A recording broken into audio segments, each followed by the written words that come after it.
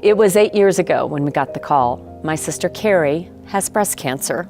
It is a day I will never forget, and I know many others share a similar memory. You know, it was an average day. I was in the midst of work when my phone rang and the doctor called to say it's cancer. It affects everyone, the patient, the co-survivors, their families. In fact, this year alone, 3,000 women will get that call.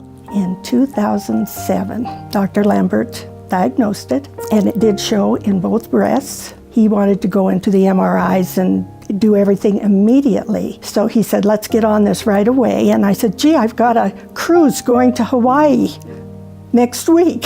I said, I can't do these things. You know, that was 6 years ago. It was like a kick in the teeth. And I wasn't sure I was going to handle that right away. So it was tough. I'll be honest with you. She was the best mom. If you needed to talk to her about something, she wasn't judgmental. She was just welcoming about it. You didn't have to be afraid. You know, you do something wrong, you don't have to be like, oh gosh, she's gonna find out. Since she had had it before, I figured, yep, it happened again. And you're in the mentality that, oh, she's gone through it once, she can do it again. You know, she'll do fine. Just sitting down, you know, kind of settling in the chair when the nurse tells me it's positive. No warning, nothing. The only thing that was coming to my mind is what's gonna happen next. I have 3 kids. They're young, they need me. Cancer is a scary word. My definition of cancer was death. Plain and simple, you know. 1 in 7 women in Colorado will be diagnosed with breast cancer in their lifetime. For each of them, there is family, caregivers, friends. They will all be a part of this journey. My husband is the best nurse on this side of heaven, I tell you.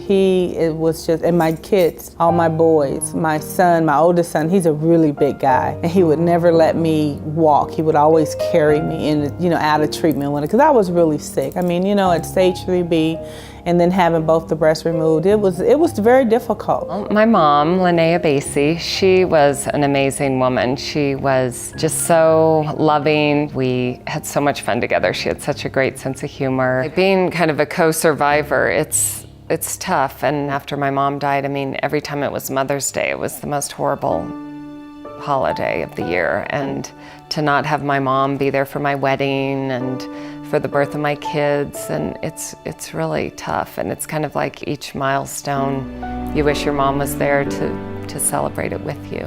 It's a disease that touches everyone, but the reality is I have an amazing group of friends here, and they were an amazing support network, and there literally wasn't an appointment that I went to alone. There wasn't a chemo session that I went to alone. I was surrounded constantly by people that were taking care of me, and I'm a pretty independent person, and so in some ways it was hard for me to let go and let them do that. But the lesson I learned in this is it's as difficult for the people around you as it is for you. They're as scared as you are, and so you have to hold on to each other. Jerry was my guardian angel. He was my caregiver. There is no one that could have taken care of me better than Jerry. And he's the one that worried and didn't want to let me know he was worried, and just, he was my rock. He was my rock.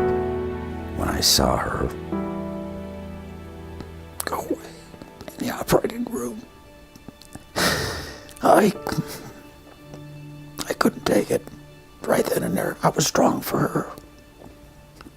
But that one was a hard one for me. Oh gosh, it was rough. Everyone kind of started fighting a little bit. It's like she held everyone together.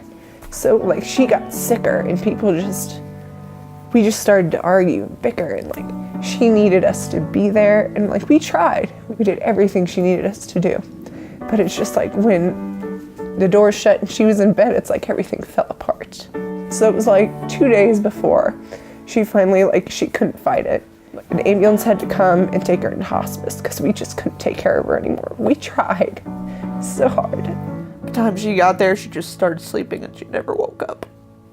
While breast cancer deaths have declined 39% since 1990, more than 30% of women 40 and older will not receive a mammogram or get a clinical breast exam this year. That is why Komen funding is so important in our community for detection, treatment, and research. Well, we see primarily folks who desperately need a lot of help. I mean, most of our patients don't have any other source of funding. Right now we have two sets of grants. We have a treatment grant and a support grant. And we also do receive funding for screening. We have a very robust community screening program, and that actually helps screen a lot of patients who don't have funding. But the problem is that all the patients who get diagnosed through the screening, we don't have the dollars to treat them. It's been a tremendous help. If we didn't have funding from Komen, we would be turning away dozens of patients. It's invaluable.